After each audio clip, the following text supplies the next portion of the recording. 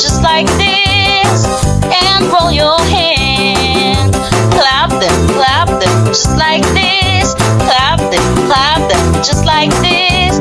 Clap them, just like this, and roll your hands. I like to move.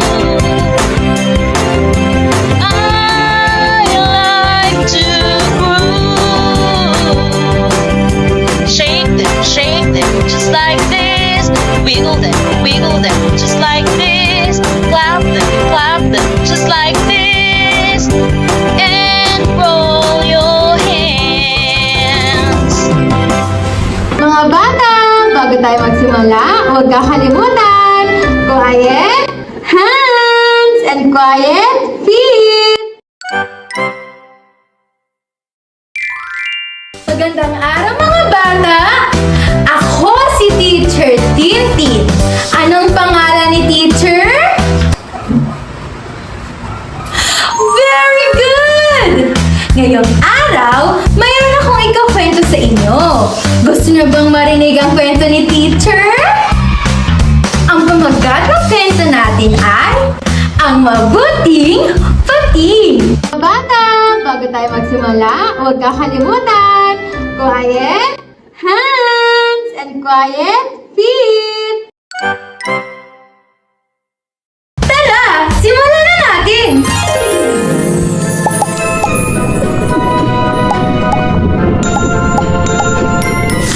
Sa ilalim ng karagatan, may iba't ibang hayop na nagsama-sama upang magsimulang magtayo ng kanilang tirahan. Dahil ang kanilang dating tahanan ay sinira at sinakop ng mga mababangis na pating. Dahilan para sila ay umalis ng may luha at takot sa mga mata. Sino nga ulit ang sumira? Tama! Tiratig kasi natin!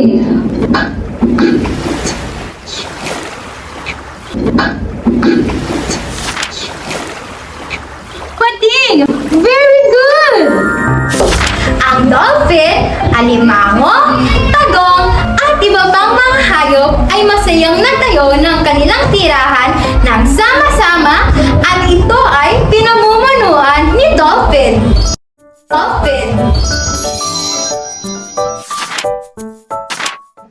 Sa pagtutulungan ng mga ito, nagsimula ng umusbong ang kakaiba at makulay na tahanan na kanilang matiyagang binuo at mga pagkain na masagana.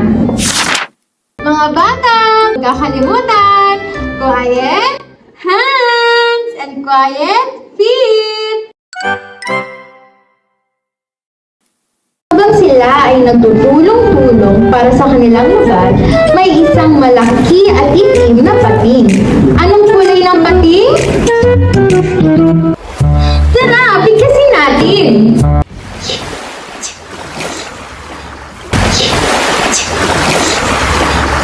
Itim! Very good! Agad na nagtago si Dolphin katulad ng iba pa ng mga kasama. Kasama ng takot ay pangungutya ang kanilang nakikita para sa pating. Ano ba ang baka nitong pating? Maitim pa. Hindi naman siguro ito karapat-dapat na maging kasama natin. Hindi natin pwedeng kalimutan ang nangyari sa atin. Dapat natin protektahan ang ating sarili. Ani ng pagong. Sa pangunguna ng Dolphin, nagkaroon ng pagkakaisa ang mga ito laban sa pating at nagplano sila upang puksahin ito para sa kanilang kaligtasan. Mga bata, huwag kakalimutan, quiet hands and quiet feet. Isang araw, habang namamasyal ang magkakaibigan, hindi nila napansin ang patibong na mangingisda at nahuli si Clownfish. Sinubukan nila itong tulungan, ngunit hindi nila magawa dahil ang kanilang mga katawan ay maliliit.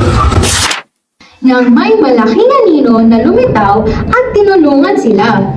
Hindi kalaunan ay nalaman nila na ang malaking itim na pating pala ang tumulong sa kanila. Hindi lang pala sila ang tinulungan ni Pating mula sa paghuli ng mga mangingisda, pati na rin ang mga maliliit na isda pagtutulog sa mga patibong ay madalas din itong tinutulungan upang hindi mahuli. Sino nga uli ang tinulungan ng pating? Tama! Ang mga maliliit na isda! Tara, bigkasin natin!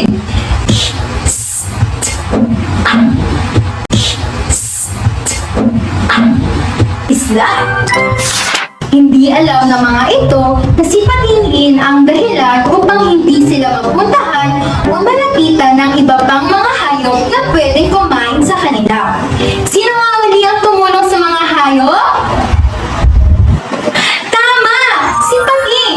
Tara, bigkasin natin!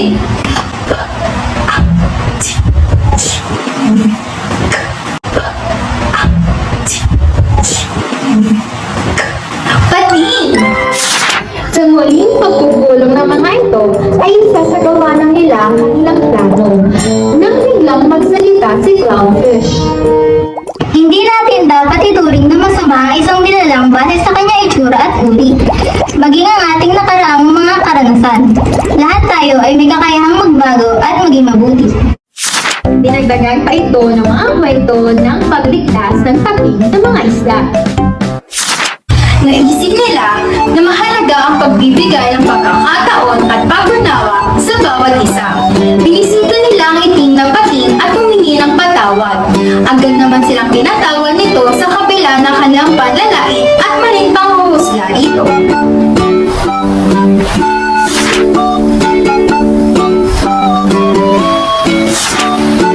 Simula noon, ang maitim na pating ay napalitan ng mabuting pating.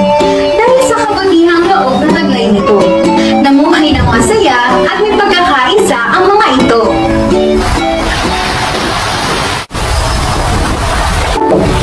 Tandaan na ang kwentong ito ay nagtataglay ng aral na nagtuturo sa mga bata na ang pag-unawa at pagkakaroon ng malasakit ay mas mabuti kaysa paghuhusga sa iyong kapwa base sa kanilang itsura o sariling karanasan. Bago tayo magtapos, samahan niyo kaming sumayaw at kumanta!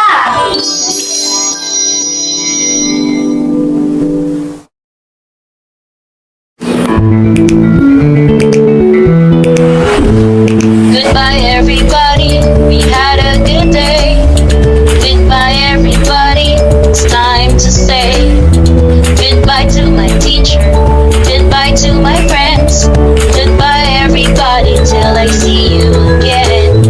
Wave your hands left, wave your hands right. Turn around once and clap your hand twice. Step to the left, step to the right. Jump to the middle and jump out wide. Goodbye, everybody. We had a good day. Goodbye, everybody. It's time to say goodbye to my teacher. Goodbye to my friends. Goodbye, everybody, till I see you again. Wave your hands left, wave your hands right. Turn around once and clap your hand twice. Step to the left, step to the right. Jump to the middle and jump out wide. Goodbye, everybody. We had a good day. Goodbye, everybody. It's time to